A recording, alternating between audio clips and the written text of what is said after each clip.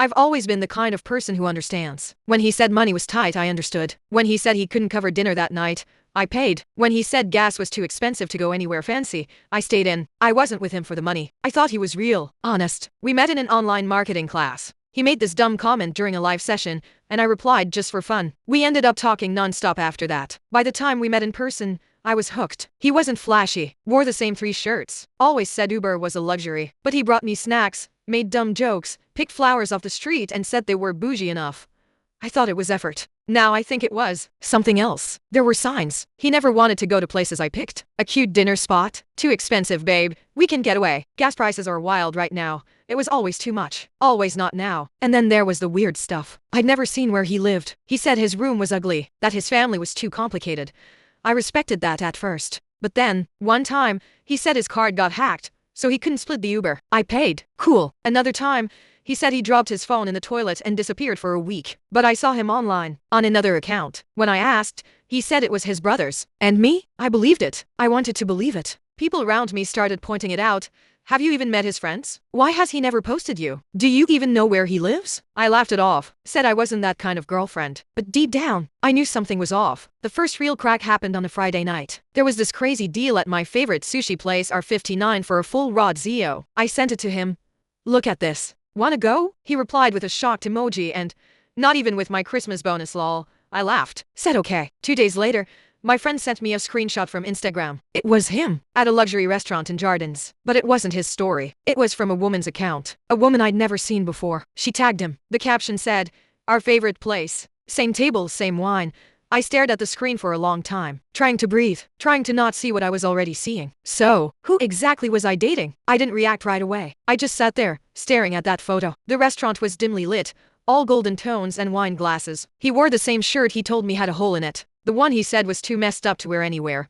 He looked comfortable, like he'd been there before, like it wasn't a big deal. I clicked the girl's profile, private, but her bio had 2 champagne glasses and the phrase, "Building our soft life." I didn't say anything to him that night. I didn't sleep either. I just kept thinking, how many lies had I already swallowed without chewing? The next day, I texted him casually. How's your weekend? He replied like nothing happened. Chill, just catching up on work. You? I almost laughed. Work? On a Sunday night, with wine and a full table at a 5-star restaurant? I wanted to scream, but I didn't. I asked, you went anywhere nice? He sent a voice note, said, nah, I just stayed in. Too broke for anything fancy.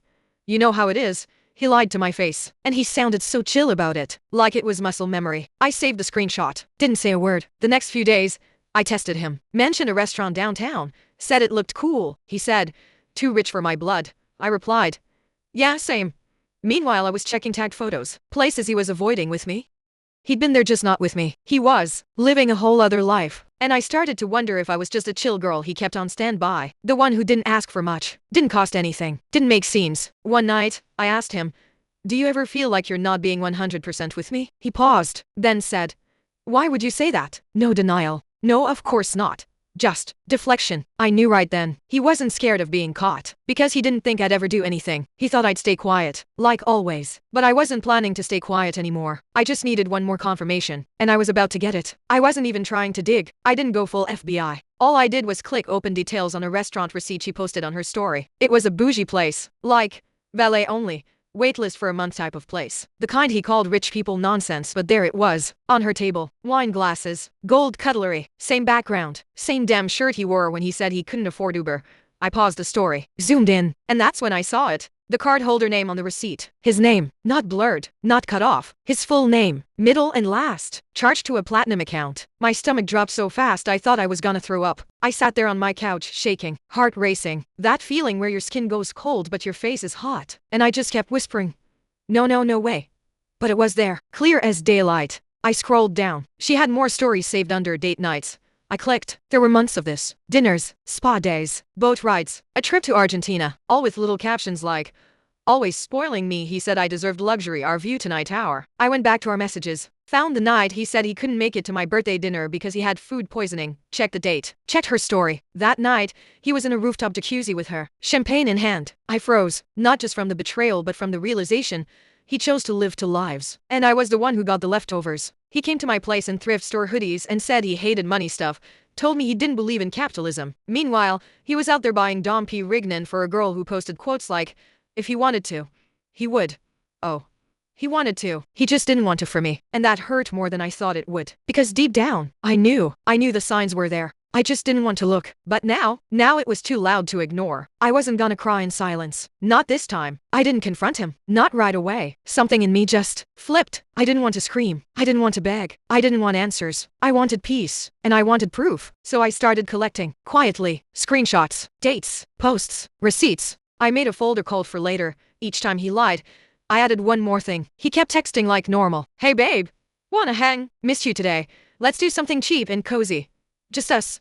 Cheap and cozy. Like he hadn't just dropped a car payment on a Michelin-starred dinner with someone else. I played along, sent cute emojis, said I was busy this week but we'd plan something soon. Meanwhile, I was planning something alright, but not a date. I didn't tell anyone, not even my best friend, because I knew if I said it out loud, I'd break. Instead, I journaled everything. What he said, what I saw, how he looked me in the eyes and told me he loved my low-maintenance vibe.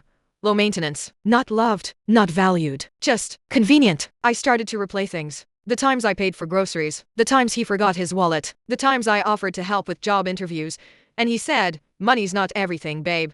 But it was for her, wasn't it? It was always about money, status. He just didn't want to spend it on someone like me. And that realization, it didn't make me cry. It made me cold. The last night we saw each other, he came over with a plastic bag of chips and said, didn't have much, but thought of you.